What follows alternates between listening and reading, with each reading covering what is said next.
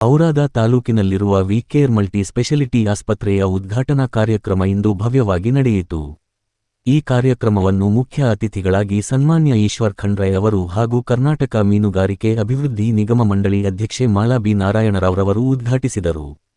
ಕಾರ್ಯಕ್ರಮದಲ್ಲಿ ಸನ್ಮಾನ್ಯ ಉಮಾಕಾಂತ ನಾಗಮಾರಪಳ್ಳಿ, ಅಮೃತರಾವ್ ಚಿಮಕೋಡೆ, ಔರಾದ ತಾಲೂಕಿನ ಮಾಜಿ ಶಾಸಕರಾದ ಗುಂಡಪ್ಪ ವಕೀಲ್ ಅವರು ಉಪಸ್ಥಿತರಿದ್ದರು.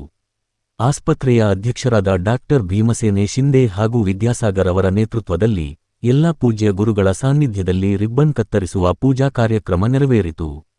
ಈ ಸಂದರ್ಭದಲ್ಲಿ ಆಸ್ಪತ್ರೆಯ ಎಲ್ಲಾ ವೈದ್ಯರು, ಗಣ್ಯ ಮುಖಂಡರು ಮತ್ತು ಸಾರ್ವಜನಿಕರು ಭಾಗವಹಿಸಿದ್ದರು. ಕಾರ್ಯಕ್ರಮವನ್ನು ಉಪ್ಪೆ ನ್ಯೂಸ್ ವತಿಯಿಂದ ಕ್ಯಾಮೆರಾಮನ್ ಶೇಖಪ್ಪ ಮೇತ್ರೆ, ಚಿಂತಾಕಿ ಹಾಗೂ ವರದಿಗಾರ ಜೈವಂತ ಮೇತ್ರೆ, ಚಿಂತಾಕಿ ಅವರು ಕವರ್ ಮಾಡಿದರು.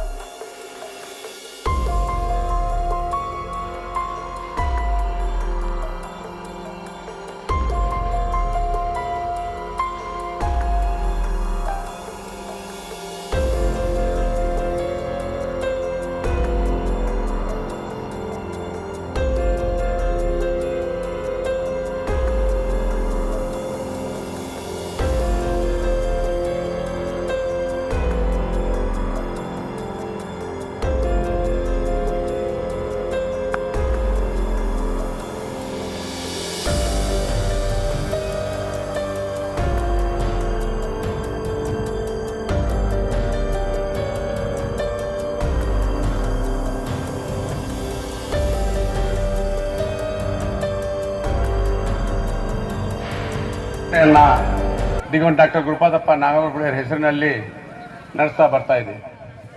ಎಷ್ಟು ಕಷ್ಟಗಳಿದ್ದಾವೆ, ಎಷ್ಟು ತೊಂದರೆಗಳಿದ್ದಾವೆ ಅಂತಕ್ಕಂಥದ್ದು ಅರಿವಿಗಿದೆ. ಆದ್ದರಿಂದ ಈ ಸಂಸ್ಥೆಯ ಸಂಚಾಲಕರನ್ನಲ್ಲಿ ವಿನಂತಿಯನ್ನು ಮಾಡ್ತೀನಿ, ಹೊಸ ಹೊಸ ತಂತ್ರವಿಜ್ಞಾನ ಉಪಯೋಗಿಸಿಕೊಂಡು ಹೊಸ ಮಷಿನರಿಗಳನ್ನು ತಂದು ತಾವಿವತ್ತು ಈ ಹಾಸ್ಪಿಟಲನ್ನು ಇವತ್ತು ಅವರ ತಾಲೂಕಿನಲ್ಲಿ ನಿರ್ಮಾಣ ಮಾಡಿ ಈ ತಾಲೂಕಿನ ಜನರಿಗೆ ಹಾಗೂ ಈ ಭಾಗದಲ್ಲಿರ್ತಕ್ಕಂಥ, ಯಾಕಂದರೆ ಇದು ಗಡಿ ಭಾಗದಲ್ಲಿರ್ತಕ್ಕಂಥ ತಾಲೂಕ, ಪಕ್ಕದಲ್ಲಿ ಆಂಧ್ರ ಹಾಗೂ ಮಹಾರಾಷ್ಟ್ರ ಗಡಿಯನ್ನು ಹೊಂದಿರತಕ್ಕಂಥದ್ದು. ಯಾಕಂದರೆ ಈ ಭಾಗದ ಬಹಳ ಸೌಮ್ಯ ಜನರು, ಈ ಜನರಿಗೆ ಆರೋಗ್ಯ ಭಾಗ ಕೊಡ್ತಕ್ಕಂಥ ಕೆಲಸವನ್ನು ತಾವು ಮಾಡಿದಿರಿ. ಇದರ ಸದುಪಯೋಗವನ್ನು ನಮ್ಮ ತಾಲೂಕಿನ ಜನ, ಈ ಭಾಗದ ಜನವನ್ನು ಪಡೆದುಕೊಳ್ಬೇಕು. ಹೆಚ್ಚು ಫೀಸನ್ನು, ಹೆಚ್ಚು ಹಣವನ್ನು ತೆಗೆದುಕೊಳ್ಳೋದಾಗಿದೆ, ಹೆಚ್ಚು ಲಾಭವನ್ನು ಇಡದೆ ಸೇವೆಯನ್ನು ನೀವು ಕೊಡಬೇಕು. ಕೊಟ್ರೆ ದೇವರ ಆಶೀರ್ವಾದ ನಿಮ್ಮ ಮೇಲೆ ಇರುತ್ತೆ. ಯಾಕೆ ಹೇಳ್ತಾ ಇದ್ದೀನಿ ಅಂದ್ರೆ, ವೈದ್ಯೋ ನಾರಾಯಣೋ ಹರಿ ಅಂತ ಹೇಳ್ತಾರೆ, ವೈದ್ಯರಿಗೆ ದೇವರ ಸಮಾನ ಅಂತ ಹೇಳ್ತೀವಿ. ಅದಕ್ಕೆ ಕಾರಣ ಏನಪ್ಪಾ ಅಂದ್ರೆ, ಯಮ ಬಂದು ನಿನ್ನ ಕರ್ಕೊಂಡು ಹೋಗ್ತೀನಿ ಮ್ಯಾಗ ಅಂತ ಹೇಳಿದ್ರೆ ಅವನಿಗೆ ಚಿಕಿತ್ಸೆ ಕೊಟ್ಟು ಔಷಧಿ ಕೊಟ್ಟು ಅವನ ಜೀವ ಉಳಿಸುವಂಥ ಕಾರ್ಯ ಯಾರಾದರೂ ಮಾಡ್ಬೋದು ಅಂದರೆ ವೈದ್ಯರು ಮಾತ್ರ ಮಾಡ್ಬೋದು. ವೈದ್ಯ ವೃತ್ತಿ ಅತ್ಯಂತ ಪವಿತ್ರವಾದಂಥ ಒಂದು ವೃತ್ತಿ. ಹೀಗಾಗಿ ವಿದ್ಯಾಸಾಗರ್ ಅವರು, ಬಸವರಾಜ್ ಅವರು ಕೂಡಿಕೊಂಡು ಈ ಒಂದು ಗಡಿ ಭಾಗದಲ್ಲಿ ನಮ್ಮ ಇದು ವಿಶೇಷವಾಗಿ ಔರಾದ್, ಒಂದು ಕಡೆ ತೆಲಂಗಾಣ ಇದೆ, ಒಂದು ಕಡೆ ಮಹಾರಾಷ್ಟ್ರ ಇದೆ. ಇಲ್ಲಿ ಎಲ್ಲ ರೀತಿಯ ಸುಸಜ್ಜಿತವಾದಂಥ ಒಂದು ಆಸ್ಪತ್ರೆ ಇವತ್ತು ಇಲ್ಲಿ ವಿಕೇರ್ ಅಂತೇಳಿ ಹೇಳಿ ಪ್ರಾರಂಭ ಮಾಡಿದ್ದು. ಅವರು ಅನುಭವಸ್ಥರು ಇದ್ದಾರೆ, ವೈದ್ಯರಿಗೆ ನೇಮಕ ಮಾಡಿದ್ದಾರೆ, ಎಲ್ಲ ಪರಿಣಿತರಿಗೆ ತಗೊಂಡಿದ್ದಾರೆ, ಎಲ್ಲ ಟೆಕ್ನಿಷಿಯನ್ಸ್ ಎಲ್ಲ ಇದ್ದಾರೆ. ಹೀಗಾಗಿ ಆಸ್ಪತ್ರೆ ಈ ಭಾಗದ ಜನರಿಗೆ, ಅವರ ಪಾಲಿಗೆ ಕಾಮಧೇನು ಆಗಲಿ. ಈ ಆಸ್ಪತ್ರೆಯಿಂದ ಗುಣಮಟ್ಟದ ಅವರಿಗೆ ಆರೋಗ್ಯದ ಸೇವೆ ದೊರಕಲಿ, ಕಡಿಮೆ ದರದಲ್ಲಿ ದೊರಕಲಿ. ಮತ್ತೆ ನಾವು ಸಹಿತ ಸರ್ಕಾರದ ವತಿಯಿಂದ, ಕಲ್ಯಾಣ ಕರ್ನಾಟಕ ಅಭಿವೃದ್ಧಿ ಮಂಡಳಿ ವತಿಯಿಂದ ಸಾಕಷ್ಟು ದುಡ್ಡು ನಾನು ಕೊಟ್ಟಿದ್ದೇನೆ. ನಮ್ಮ ಸರ್ಕಾರ, ಕಾಂಗ್ರೆಸ್ ಸರ್ಕಾರ, ಸಿದ್ದರಾಮಯ್ಯನವರ ಸರ್ಕಾರದಲ್ಲಿ ಬೀದರ್ ಜಿಲ್ಲೆಯಲ್ಲಿ ಎಲ್ಲ ತಾಲೂಕಾ ಆಸ್ಪತ್ರೆಗಳನ್ನು ಮೇಲ್ದರ್ಜೆಗೇರಿಸಿದ್ದೇವೆ. ಇವತ್ತಿಲ್ಲಿ ಡಯಾಲಿಸಿಸ್ ಎಲ್ಲ ಕಡೆ ಪ್ರಾರಂಭ ಮಾಡಿದ್ದೇವೆ. ಪ್ರಾಥಮಿಕ ಆರೋಗ್ಯ ಕೇಂದ್ರ ಮತ್ತೆ ಸಮುದಾಯ ಆರೋಗ್ಯ ಕೇಂದ್ರವನ್ನು ಎಲ್ಲ ರೀತಿಯ ವೈದ್ಯರ ನೇಮಕಾತಿ ಮಾಡ್ತಾ ಇದ್ದೀವಿ, ತಜ್ಞರ ನೇಮಕಾತಿ ಮಾಡ್ತಾ ಇದ್ದೀವಿ.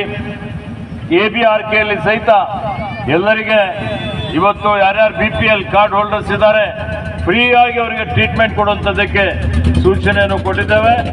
ಖಾಸಗಿ ಆಸ್ಪತ್ರೆ ಇದ್ರೆ ಸಹಿತ BPL ಕಾರ್ಡ್ ಇದ್ರೆ ಅವರಿಗೆ ಇವತ್ತು ನಾವು ಒಂದು ವ್ಯವಸ್ಥೆ ಮಾಡಿ ಅದಕ್ಕೆ ಹಣ ಸರ್ಕಾರದ ವತಿಯಿಂದ ಕೊಡುವಂಥದ್ದಕ್ಕೆ ವ್ಯವಸ್ಥೆಯನ್ನು ಮಾಡಿದ್ದೇವೆ. ಯಾರೇ ಸರ್ಕಾರಿ ಆಸ್ಪತ್ರೆಯಲ್ಲಿ ಹೋಗಿದ್ದವರಿಗೆ ಫ್ರೀಯಾಗಿ ಔಷಧಿ ಕೊಡಬೇಕು ಅನ್ನೋಂಥ ಆದೇಶವನ್ನು ಕೊಟ್ಟಿದ್ದೇವೆ. ಇಲ್ಲಿ ಬೀದರ್ನಲ್ಲಿ ಇವತ್ತು ಇನ್ನೂ ಉತ್ತಮವಾಗಿ ಗುಣಮಟ್ಟದ ಚಿಕಿತ್ಸೆ ಕೊಡಲಿಕ್ಕೆ ಸೂಪರ್ ಸ್ಪೆಷಲೈಸೇಷನ್ ಎಲ್ಲ ಒಂದು ವ್ಯವಸ್ಥೆಯಲ್ಲಿ ಇರುವಂಥದ್ದಕ್ಕೆ ಇವತ್ತು 16 ಕೋಟಿ ರೂಪಾಯಿ ಅನುದಾನ ಕೊಡ್ತಾ ಇದ್ದಾವೆ. ಇವತ್ತು ತಾಲೂಕು ಆಸ್ಪತ್ರೆಗೂ ಇವತ್ತು ಮೇಲ್ದರ್ಜೆಗೆ ಏರಿಸ್ತಾ ಇದ್ದಾವೆ. ಔರಾದ್ ತಾಲೂಕಿನಲ್ಲಿನೂ ಹೆಚ್ಚಿನ ಒಂದು ಶ್ರಮ ಮಾಡಿ ಇವತ್ತು ಈ ಭಾಗದಲ್ಲಿ ಆರೋಗ್ಯದ ಸೇವೆ, ಆರೋಗ್ಯದ ವ್ಯವಸ್ಥೆ ಮಾಡಲಿಕ್ಕೆ ನಮ್ಮ ಸರ್ಕಾರ ಬದ್ಧವಾಗಿದೆ ಅನ್ನುವಂಥ ಮಾತನ್ನು ತಮ್ಮೆಲ್ಲರಿಗೆ ಹೇಳುತ್ತಾ ನಾನು ಗಡಿಬಿಡಿಯಲ್ಲಿದ್ದೀನಿ. ನನಗೆ ಇನ್ನೂ ಬಾಲ್ಕಿಗೆ ಹೋಗಿ ಪೂಜ್ಯ ಪಟ್ಟದೇವರ ಕಾರ್ಯಕ್ರಮದ ಒಂದು ಉದ್ಘಾಟನೆ ಮಾಡಬೇಕಾಗಿದೆ. ಬೆಳಗ್ಗೆಯಿಂದ ಕಾರ್ಯಕ್ರಮದಲ್ಲಿ ಭಾಗವಹಿಸಿ ನೇರವಾಗಿ ಬಂದಿದ್ದೇನೆ. ವಿದ್ಯಾಸಾಗರ್ಗೆ, ಬಸವರಾಜ್ಗೆ, ಅವರೆಲ್ಲ ತಂಡದವರಿಗೆ, ಅವರ ಪರಿವಾರದವರಿಗೆ ಎಲ್ಲರಿಗೂ ಈ ಒಂದು ಆಸ್ಪತ್ರೆ ಅವರು ಪ್ರಾರಂಭ ಮಾಡಿ ಈ ಭಾಗದ ಜನರಿಗೆ ಒಂದು ಒಳ್ಳೆಯ ಗುಣಮಟ್ಟದ ಆರೋಗ್ಯದ ಸೇವೆ ಕೊಡಲಿಕ್ಕೆ ಮುಂದೆ ಬಂದಿದ್ದಕ್ಕಾಗಿ ನನ್ನ ಪರವಾಗಿ, ಸರ್ಕಾರದ ಪರವಾಗಿ, ಸಮಸ್ತ ಔರಾದ್ ಕ್ಷೇತ್ರದ ಜನರ ಪರವಾಗಿ ಅವರಿಗೆ ಹಾರ್ದಿಕ ಅಭಿನಂದನೆ, ಶುಭಾಶಯಗಳನ್ನು ಕೋರಿ ನನ್ನ 2 ಮಾತುಗಳನ್ನು ಮುಗಿಸ್ತೇನೆ. ಕಾರ್ಯಕ್ರಮ ಮುಂದುವರಿಯುತ್ತದೆ.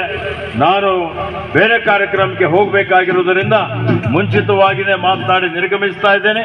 ತಾವೆಲ್ಲರೂ ಶಾಂತ ರೀತಿಯಿಂದ ಕುಳಿತು, ಗುರುಗಳೆಲ್ಲ ಬಂದಿದ್ದಾರೆ, ಅವರ ಮಾತುಗಳನ್ನು ಆಲಿಸಬೇಕು ಅಂತ ಹೇಳಿ ಕೇಳಿಕೊಳ್ತೇನೆ. ಧನ್ಯವಾದ.